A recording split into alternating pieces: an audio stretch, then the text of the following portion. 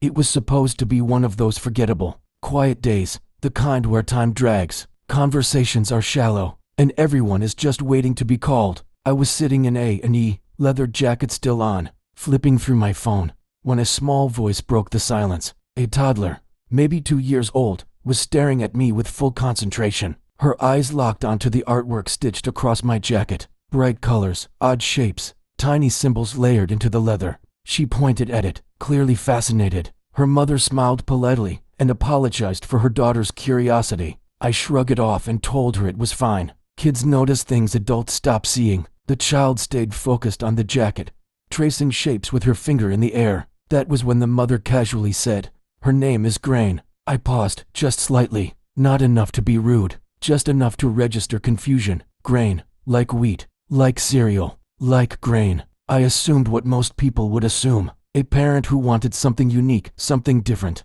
I told her honestly that it was a very unusual name and that I'd never met anyone called Grain before. She smiled, proud, and said her daughter was named after her great-grandmother. An Irish name, she explained. That was the exact moment something clicked in my head, and not in a good way. My internal alarm bells went off all at once, because I knew that name, or rather, I knew what it was supposed to be. Grain, not grain. An old Irish name, deep roots, specific spelling, very specific pronunciation. Suddenly, the air felt heavier. My partner, sitting beside me, had already realized it too. I could feel her tense up, caught somewhere between second-hand embarrassment and the urge to laugh into her sleeve. I hadn't said anything yet. I was still hoping, praying I was wrong. So I tried to be careful. I tried to be polite. I tried not to be that person. And that's when everything quietly started going wrong. I didn't want the conversation to turn awkward, so I tried to guide it somewhere safe. Irish names are famously complex, and I figured curiosity would sound more respectful than correction. I smiled and said, "Irish has such an interesting alphabet. A lot of names don't look the way they sound. How do you spell her name?" The mother answered without hesitation, confident and proud. Graine. That was it. Every remaining doubt vanished. The name wasn't Grain, it was Grain, an old Irish name with a long history, and a very specific pronunciation. I felt my stomach sink. My partner, sitting beside me, immediately understood what was happening. She had spent years studying Irish political history and diaspora culture for her dissertation, and I could see her struggling to keep a straight face, not out of mockery, but out of second-hand embarrassment. I knew this was dangerous territory, so I tried to reframe it positively. Quickly, "That's actually really nice," I said. "It's an old-school name with a more modern pronunciation. I think that's a great way to choose names." For a brief moment, the tension eased. Then she asked the question I was afraid of. "What do you mean by modern pronunciation?" I hesitated. This was the moment where I could have lied, deflected, or changed the subject entirely. But instead, I chose honesty, carefully wrapped, gentle, and factual. "Well," I said, "in Ireland, it's usually pronounced something like Gronia." Her reaction was instant. Her face flushed red, and the warmth drained from her expression. She said I shouldn't have said that in front of her child, that I had crossed a line. One immediately apologized, explaining that I never meant to suggest anything was wrong, only that the pronunciation was different in Ireland. But the air had already shifted, and I could tell this conversation wasn't going to recover. The apology didn't soften anything. If anything, it made her angrier. She looked at me like I had just insulted her entire family line. She said I had no right to correct her in front of her daughter, that children absorb more than people realize, and that I had just planted the idea that her name was wrong. That word stopped me cold. Wrong.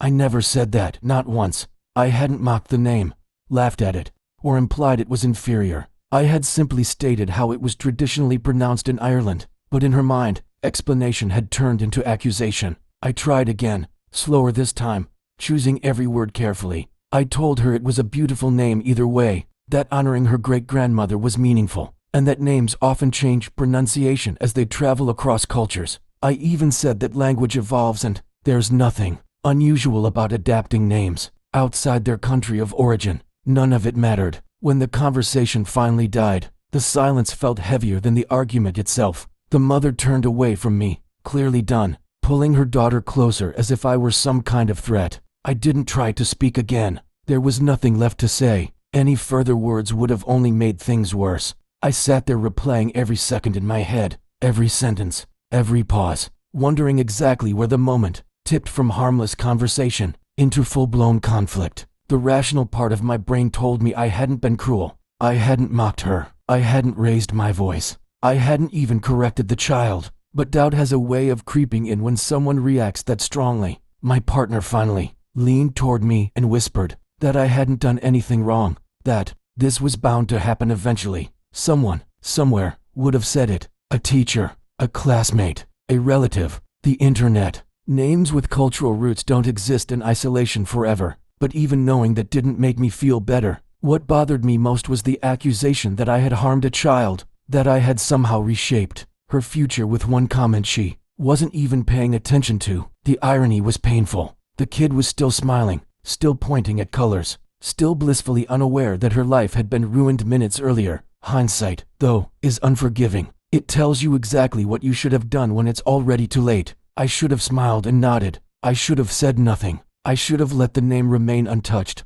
at least in that moment, because sometimes truth, even gently delivered, isn't wanted. As we waited for our names to be called, I realized something uncomfortable. This wasn't really about the child at all. It was about embarrassment, about pride, about a parent feeling exposed in front of a stranger and reacting with anger instead of reflection. And I was the easiest target in the room. She accused me of being insensitive, of cultural gatekeeping, of implying her child didn't truly belong to her own heritage. I sat there stunned, wondering how a 5-minute conversation had spiraled into something this extreme. My partner stayed completely silent beside me, eyes glued to the floor, her entire body language screaming secondhand discomfort. What made it worse was the child herself. She was completely unbothered. She wasn't upset. She wasn't confused. She wasn't listening at all. She was still focused on the artwork on my jacket, tracing shapes with her finger and humming quietly to herself. The only person distressed in that entire interaction was her mother.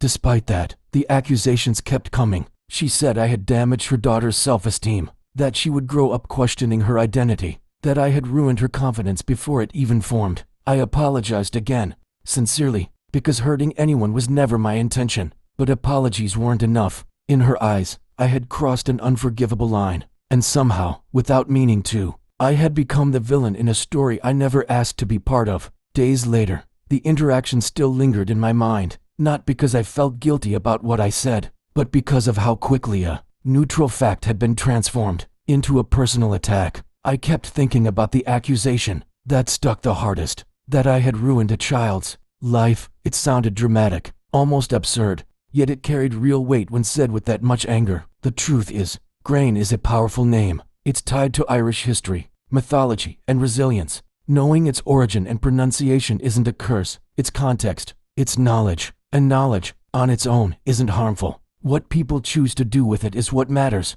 I never told the child she was wrong. I never said her name was incorrect. I never suggested her parents had failed her. All I did was acknowledge where the name came from, and how it's traditionally said in Ireland. That was it. The rest was projection. Looking back, I realized the mother wasn't protecting her daughter's feelings, she was protecting her own. Embarrassment can turn into anger incredibly fast, especially when it feels public. Instead of admitting a simple misunderstanding, she chose to frame me as cruel, careless, even malicious. Maybe silence would have been easier. Maybe letting the misconception live would have avoided conflict. But someone, somewhere, would have eventually said the same thing. Without the politeness, without the care, without the context, the child will grow up. She learn, she ask questions, and one day, she might appreciate knowing the story behind her name, not resent it. So no, I don't believe I ruined a life. I don't believe I destroyed a child's self-esteem. I believe I stumbled into an uncomfortable truth and handled it as gently as I could. And if that still makes me the villain in someone else's story, then so be it. So tell me, AITA,